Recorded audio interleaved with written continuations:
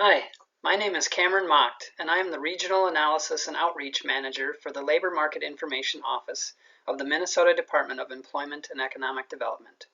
We're probably most well known for publishing the state's unemployment rate each month, but we provide a lot of other useful data, including employment statistics, wage information, and projections.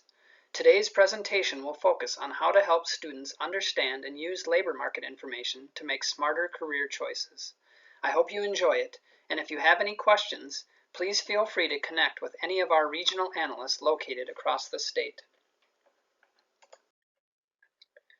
There are many factors that students consider when deciding on their education or career path, but often there is a disconnect between their perceptions and the opportunities that actually exist.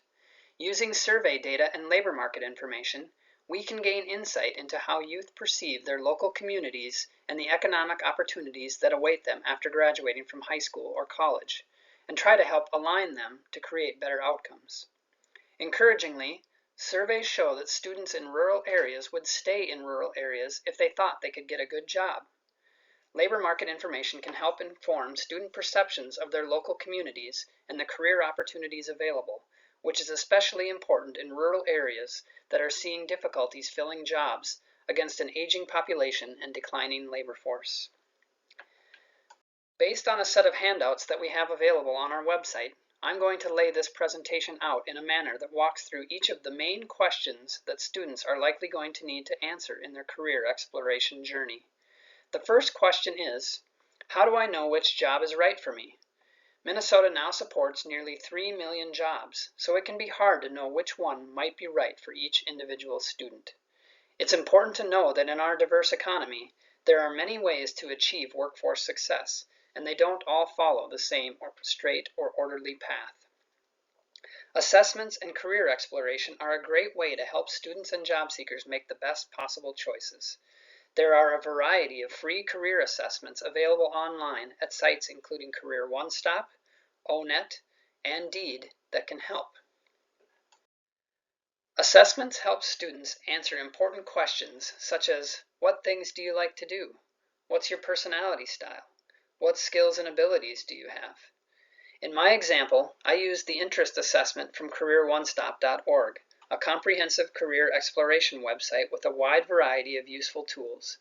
If a student answers it honestly to the best of their abilities, the result will be a useful list of occupations that might be a good match for their interests, skills, passions, and desires. Even just taking this step is helpful. Rather than expecting that a student has the time or interest to explore hundreds of careers, assessments help them narrow down the list of potential occupations to a much more manageable size, perhaps 3 to 5 occupations that they are truly interested in. From there, they can quickly and easily click on an occupational title to learn more about the occupations to see if they would actually be a good fit.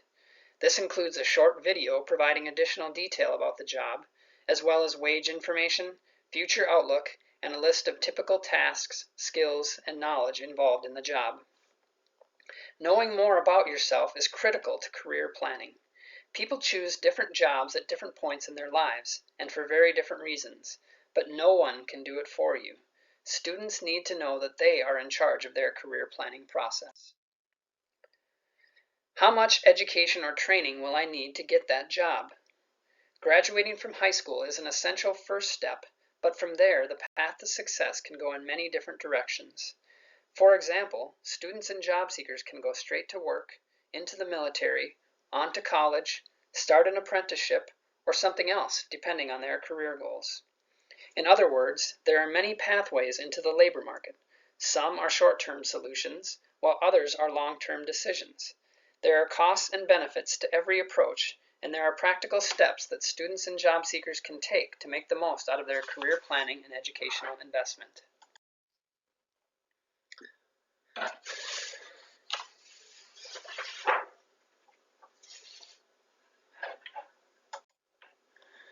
It's best to pick something that they enjoy doing and that matches their skills and personality.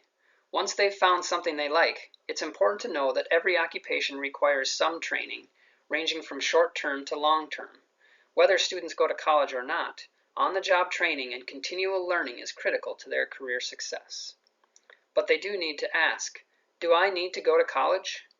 When we give presentations to students, we often ask how many of them plan to go to college. Usually about 80 to 90% of them raise their hands. College is an excellent way to move up career ladders and open windows of opportunity to fields that would otherwise be closed, such as nursing or engineering. Many of these occupations offer high wages and are in demand in the marketplace. Certain careers, such as dentists, lawyers, and school teachers, require a college education, while other jobs, including cost estimators, sales representatives, and correctional officers, do not. Students and job seekers might be surprised to learn that almost 2/3 of all jobs in Minnesota can be started with a high school diploma or less, and just under 1/3 require college. Post-secondary education may become more important over the course of a career, but it makes sense to choose a career first, then decide if college is needed for success. How much does college cost? While education is typically a worthwhile investment, college can be expensive, with average annual expenses ranging between $12,000 and about $50,000 per year in Minnesota. If living at home, an associate's degree at a state college in 2020 cost roughly $25,000, while expenses for a 4-year bachelor's degree at the University of Minnesota passed $100,000.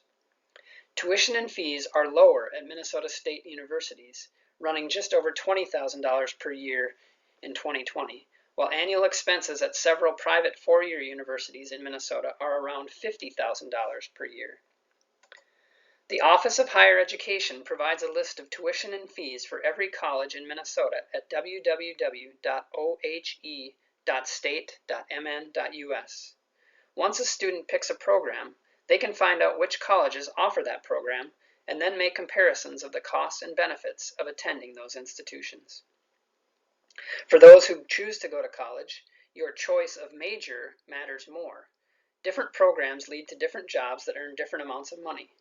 For example, students who graduated from a Minnesota college with an associate's degree in registered nursing were earning over $70,000 within 3 years of graduating, while students with a 4-year bachelor's degree in parks, recreation, and leisure studies were earning just over $37,000.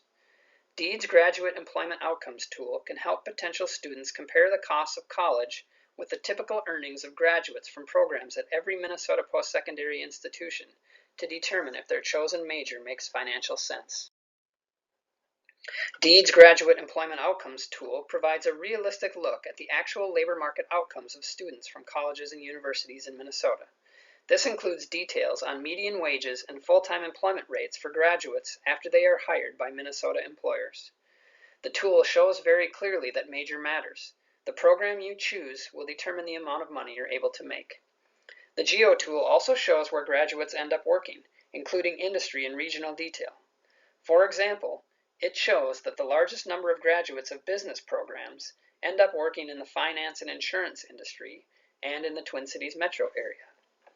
However, the GEO tool also provides information for every college and university in the state, so students can get a better idea of what they might expect once they select a program in an institution. For example, the University of Minnesota Duluth, which is where I went to school, had 351 graduates from business, management, marketing, and related programs in 2017, and they were earning median hourly wages just above $22 within 2 years of graduation. How much income will I need to make? DEED's Cost of Living tool provides a yearly estimate of the basic needs cost of living in Minnesota for individuals and families by county, region, and statewide. The tool uses federal and state data to examine monthly living costs in 7 categories: food, housing, healthcare, transportation, childcare, other necessities, and net taxes. Many students lack an understanding of the cost of living or how to budget for the lifestyle they hope to lead. According to 2019 estimates, the basic needs cost of living for a single person in Minnesota was $31,392. Which would require an hourly wage of $15.09 over the course of a full-time year-round work schedule of 2,080 hours. The highest costs were for housing and transportation, but of course both of those are greatly impacted by where you choose to live. Other costs would also vary based on your lifestyle, family size, and work status, and can go up or down based on those choices. For a typical Minnesota family, which includes 2 adults and 1 child with 1 full-time and 1 part-time worker, the basic needs cost of living was $56,772, which would require an hourly wage of $18.20 for both workers across a 60-hour work week. Again, costs will vary based on where you live and how you choose to live. How much income will I actually make? While income isn't the only thing that matters when choosing a career, everyone wants and needs to make money. In general, the job you choose determines the amount of money you're able to make over the course of your lifetime. Data show that hourly wages rise for each additional level of education completed. However, it's important to see that there are opportunities for jobs that provide livable wages at every level of education, including many that boast strong current and future demand in your region of the state.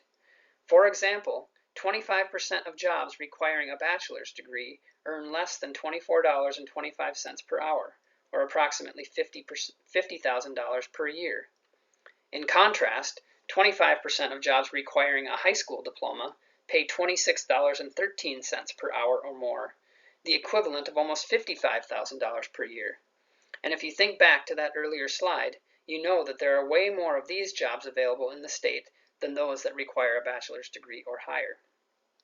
Put simply, not all great jobs require college, and not all college graduates end up in great paying jobs. You can find state and regional wage information for about 800 occupations in Minnesota using DEED's Occupational Employment Statistics tool.